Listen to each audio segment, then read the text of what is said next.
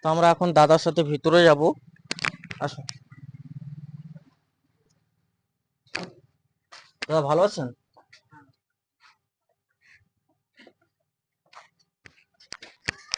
আপনার কি হয়েছিল? হচ্ছে আমি প্রথমে কলকাতায় ট্রিটমেন্ট করছিলাম। হুম।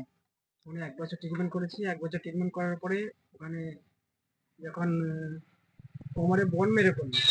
বন মেরে করার পরে রিপোর্ট দিল যে তোমার ক্যান্সার আছে। প্রথম। ক্যান্সার আছে হুম। প্রথম। তারপরে ওখানে ক্যান্সার ধরা পড়লো। তারপরে ওখানে বায়োপসি অপারেশন হয়, ২ টা বায়োপসি অপারেশন হয়েছে। অপারেশন হওয়ার পরে কোমরে বন মেরে অপারেশন হয়েছে। অপারেশন হওয়ার পরে যখন ক্যান্সার ধরা পড়লো, মানে ক্যান্সারের ট্রিটমেন্ট শুরু করার জন্য আমাকে বললো যে ট্রিটমেন্ট শুরু করতে হবে শিয়ালদা এনআরএস হসপিটালে। ওখানে আমি ট্রিটমেন্ট না করে আমি অনেকের পরামর্শ নিয়ে হুম। আমি বোম্বাইতে চলে যাই। হ্যাঁ, অনেকে সাহায্য করেছে। সাহায্য পেয়ে আপনার গ্রাম থেকে সবাই হ্যাঁ, সাহায্য গ্রাম থেকে করেছে? সাহায্য করেছে। এর আর আগে কেউ আসছিল এর আগে আমাদের আগে? হ্যাঁ, একজন আসছিল, একজন ইউটিউবার আসছিল। ভালো। ঠিক আছে? তো তো আপনারা সবাই দেখতেই পাচ্ছেন এই দাদাটা খুবই অসুস্থ। এনার প্রায় 48টা কেমো দেওয়া হয়ে গেছে, ক্যান্সারের পেশেন্ট।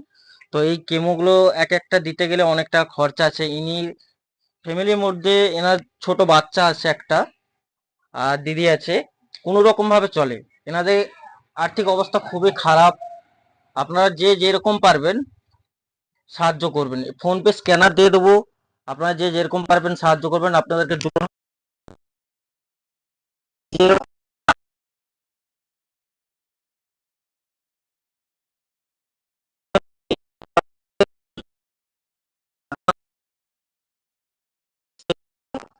অপরকে দেখার সুযোগ করে দিয়ে সাহায্যের হাত বাড়িয়ে দেবেন সবাই।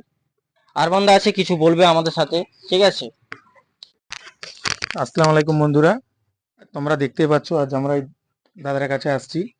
মাসুদ ভাইয়ের ভিডিওটা দেখে আমরা আসছি। মাসুদ ভাইয়ের একটা ভিডিও করে গেছিল, মাসুদ ভাইয়ের ফুল ভিডিওটা দেখেছি।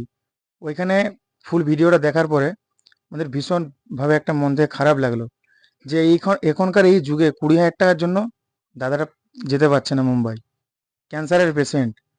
তো আমি সকলকে বেশি বড় ভিডিওটা করব না, তো আমি সকলকে বলবো তোমরা সবাই এগিয়ে আসো। এগিয়ে এসে বেশি নয়, 50 টাকা, 100 টাকা, 20 টাকা, যে যেরকম ভাবে পারবে তোমরা, আমি ফোনপে স্ক্যানার দিয়ে দেবো, ওইখানে তোমরা দিবে। দেওয়ার পরে স্ক্রিনশট করবে, স্ক্রিনশট করে ইনবক্স করে দেবে, ঠিক আছে? আর আমরা আজ কিছু হাট বাজার নিয়ে আসছি, সেটাও ইয়াসিন ভাইকে বলবো একটু দেখাও। তোমরা যে যেরকম, অবশ্যই আমরা হ্যাঁ। 1 মাসের মতো হাট বাজার নিয়ে এসেছি দাদার জন্য। হুম।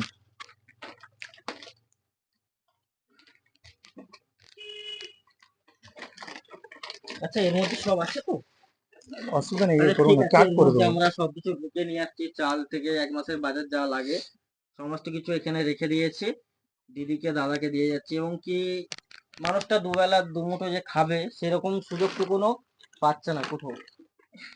কারণ ফ্যামিলির মধ্যে যদি মানুষ মানে পুরুষ মানুষ যদি অসুস্থ হয়ে যায়, ইনকামের জায়গা একটা বন্ধ হয়ে যায়, সেই ফ্যামিলিতে কোনো ইনকাম আসে না।